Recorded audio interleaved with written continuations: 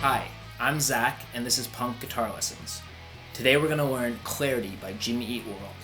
Now this song is made up of two very distinct guitar parts, so we're going to be learning both of them. The two parts are played, one is like an old orange sound, bassier, you can like hear that thick orange cabinet almost, and then the lead tone, the Jim Adkins tone, is a old Marshall, like a vintage Marshall pushed to the max, probably with a tube screamer. That's really the heart of the song, are those two different sounds and parts coming together and kind of tricking your ear into thinking it's one thing. So let's start with the chords. It uses the same progression the majority of the song. It starts on C sharp minor, slides down to B, down to A, and finishes on E. Let's go ahead and listen to that.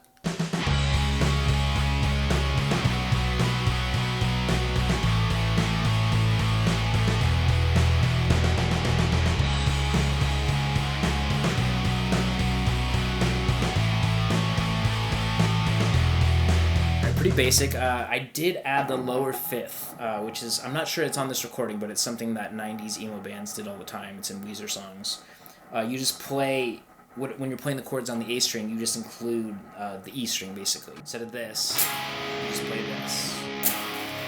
Instead of this, you play this.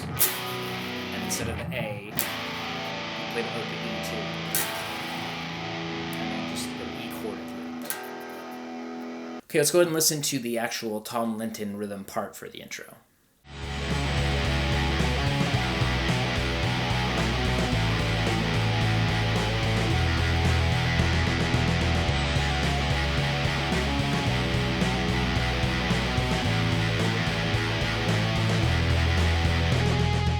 This part is a drone on E with these really funky hammer-ons and pull-offs where you're actually bending the note. So you want to play around the neck pickup where there's hardly any tension, up and down, really funky kind of drone.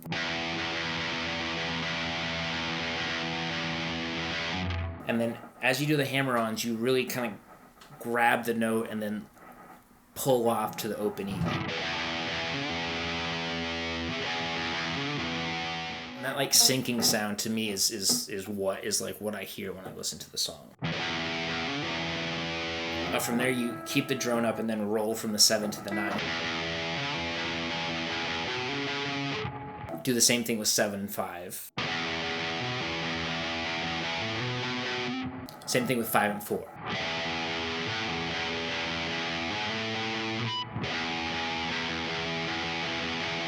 Okay, so really slow, one more time.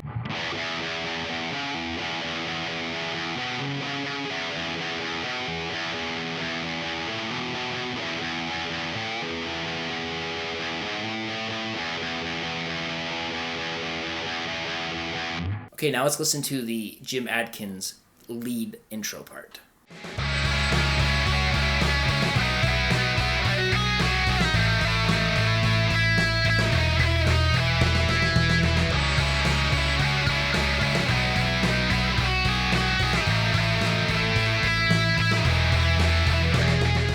Okay, this is a Marshall, an old Marshall pushed to the max to get that lead biting tone.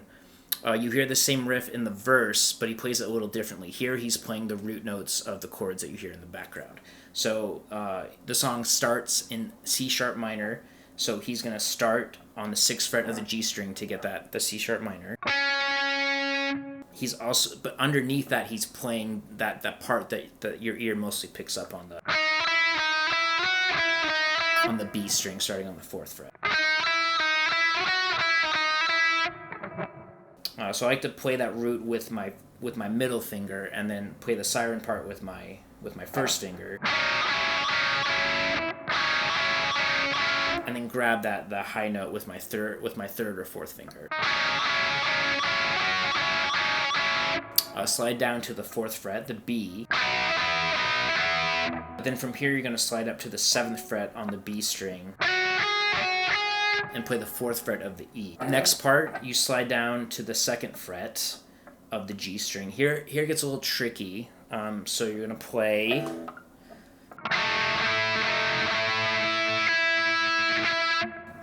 So same kind of idea as before, but different fingering. And then you want to go up to the D string to just move with the chords and grab that last E, the same exact part otherwise. Okay, so really slowly, one more time.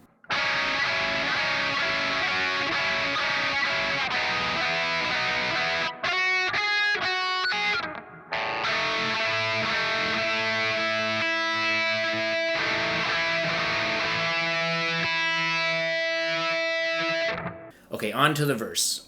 Tom's part is generally the same as the intro, just a little less gain. Let's listen to it.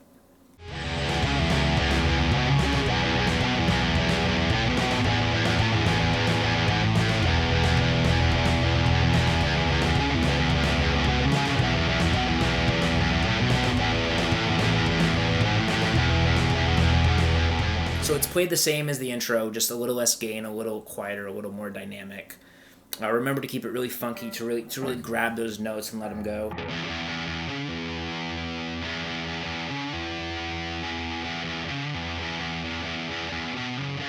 Okay, so for Jim's part for the verses, it's just like the intro, but played without those roots, and softer, and there's more sliding.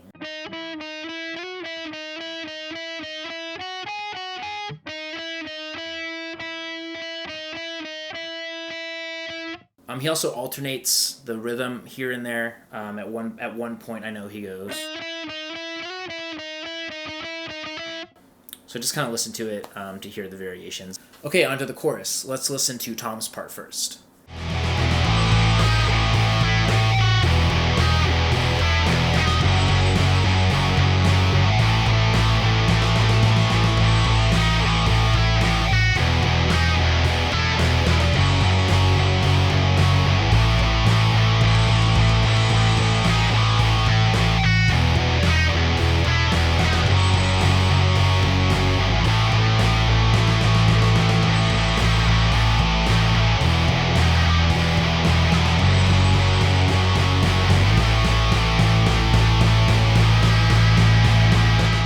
Okay, so this is probably the trickiest part of the song, and really what gives it its cool sound. So both parts are playing very similar things. They're kind of like a harmony of each other.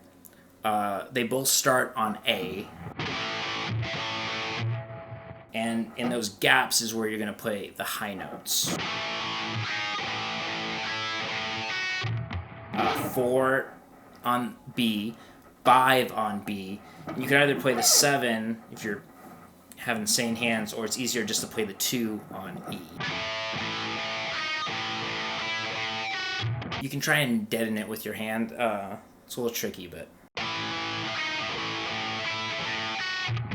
then you move up to the E, and this part is the same thing except it ends on the 4th fret of the B. You don't go up to that higher note. So really slowly from the top.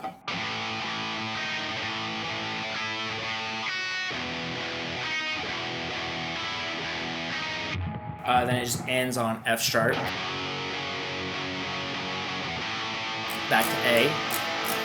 And then repeats. So after you've done that 3 times, you're going to play an A chord and then add that same 4th fret on the B to do this kind of erratic fill like this.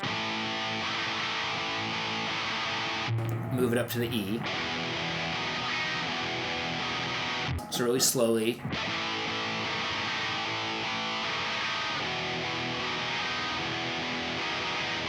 Then an F sharp. Back to A.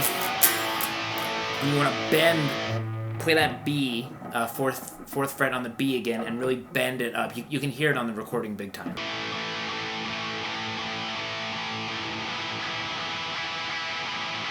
Pretty sure both guitars are doing that at the end of the chorus. All right, now let's listen to Jim's part.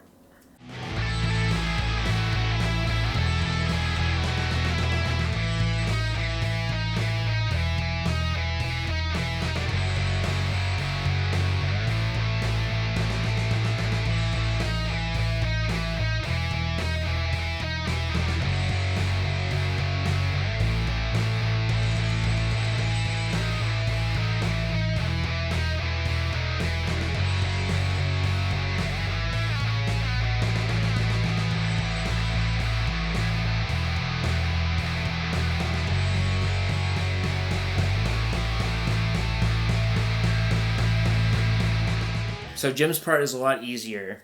He basically plays one thing, and you want to play it softly. You don't want to overpower the tom part, or it won't sound right. It starts on the 7th fret of the A string, and you alternate that with the 8th fret of the G string, like this.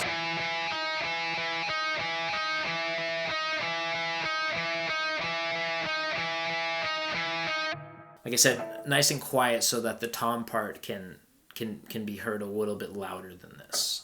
Otherwise, it ends the same. You just play the chords at the end the same. Where the tom part does the Jim part, he plays this weird chord. So you're gonna play the open A, open A, 2nd fret of the D, and then the 4th fret of the G. And he kind of goes crazy. I think he holds it into the E, and then moves to the F sharp and A with the bend, just like Tom does. So those are both the parts for the chorus. I know they sound crazy on their own, but when you play them together is really when you get that sound. And make sure the mix is right, so the tom part is a little bit louder. Here's what that sounds like.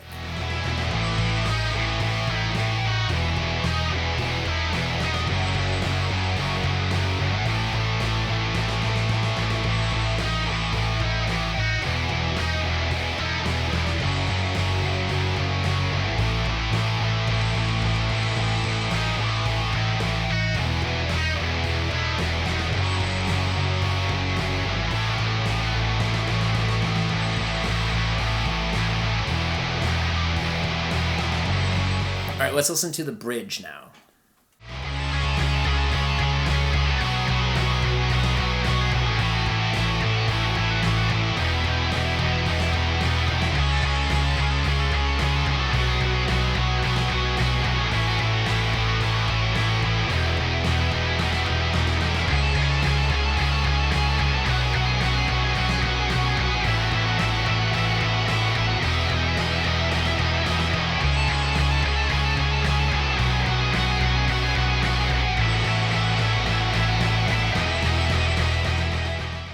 So this is the same chords as the intro.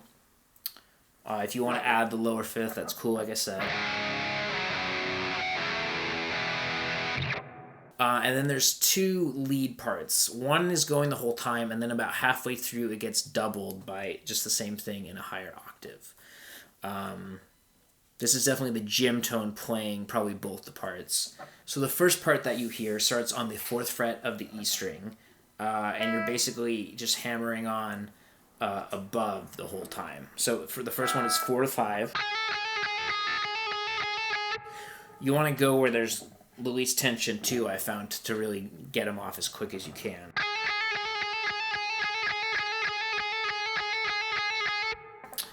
Slides down to 2 to 4 from there. Open to 2. And then on the B string, 4 to 5.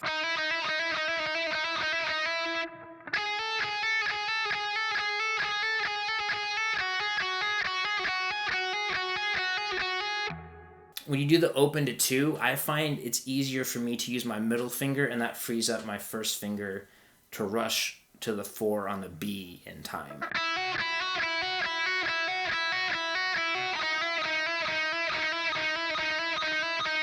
So that plays through 4 times, I think. Halfway through, you're going to double it, or it gets doubled on the recording. So you're going to go 16 to 17, 14 to 16,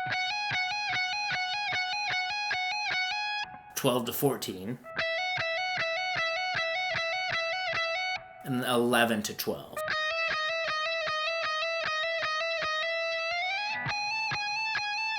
Slide back up and finish it out. I think you play that twice. So those are all the different parts. The chorus repeats twice, the verse repeats once. It's a really fun song. If you learn it or your band covers it, let me know. I offer Zoom lessons. I love teaching emo, punk, ska, hardcore, metal, any kind of songs like that. So hope you enjoyed, hope you learned, and see you next time on Punk Guitar Lessons.